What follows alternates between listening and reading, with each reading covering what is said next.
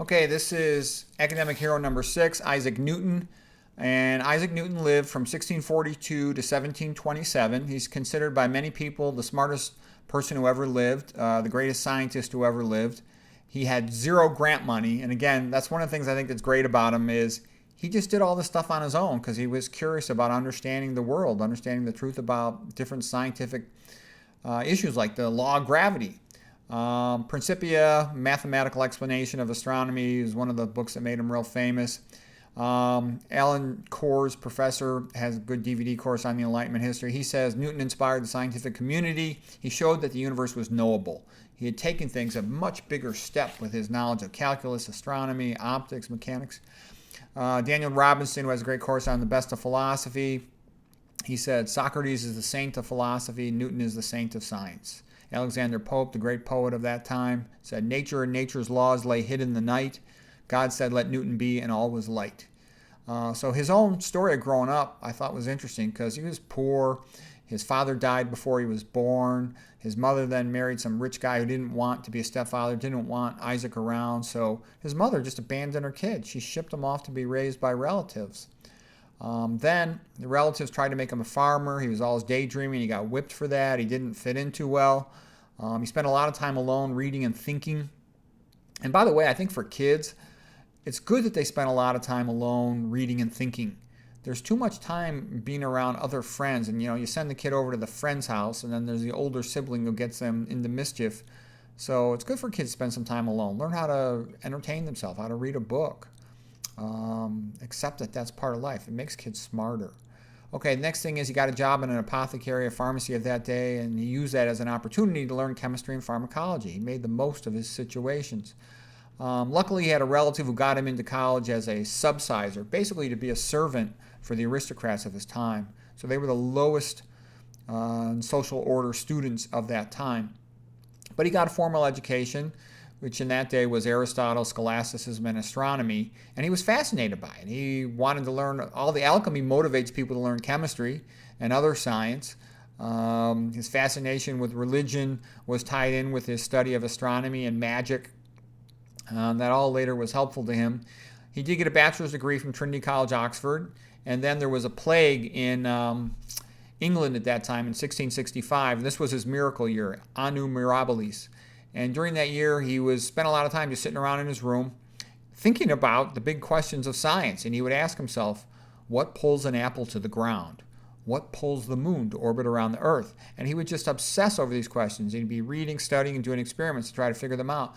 And in his miracle year, in 1 year, he figured out the laws of gravity, the physics of mechanics, the principles of optics, and invented calculus. I mean, it's like the most incredible year of science ever in the history of the world.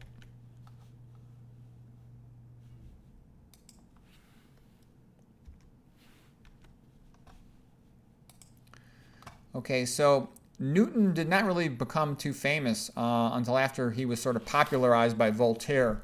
Voltaire is the French genius writer who was always getting into trouble for getting into arguments with aristocrats, and he was exiled for a year to England, and he wrote a book called Letters on English that made Newton very famous. He talked about the story about the apple falling and Newton recognizing gravity in that. And here's a quote by Voltaire. Who is the greatest man, Caesar, Alexander, or Cromwell? It was Newton, for he masters our minds by the force of truth that we owe him reverence, not to those who enslave us by violence.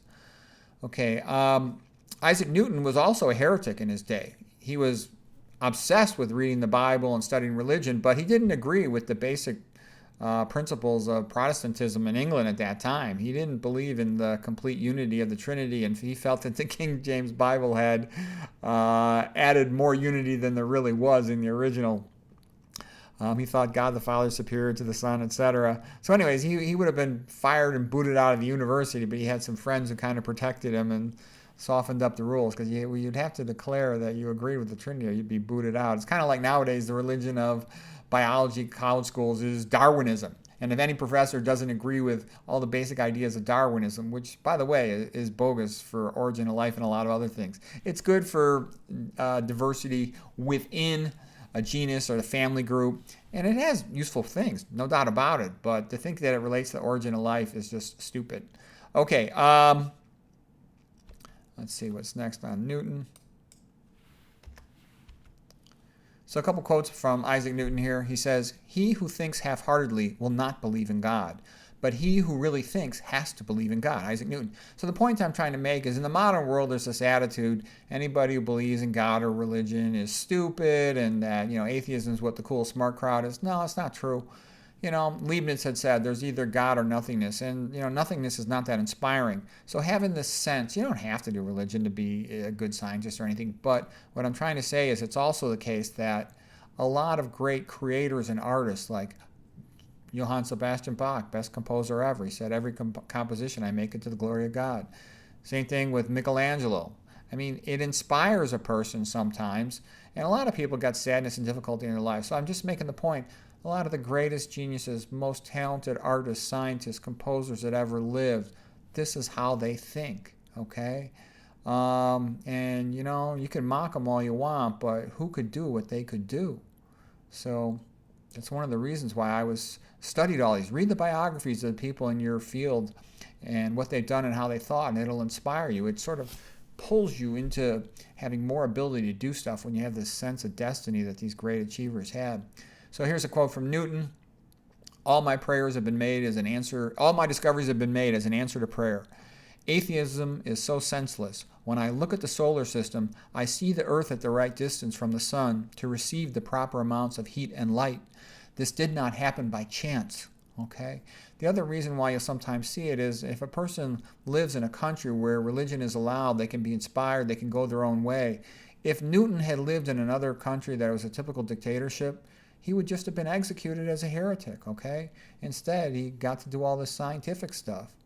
So you have to believe life is meaningful in order to want to put that much effort into your studying. And also, if you believe that humans have value intrinsically created in the image of God, then you're motivated to try to help them rather than saying they're just talking primates. Why not rip them off or make money off them any way you can?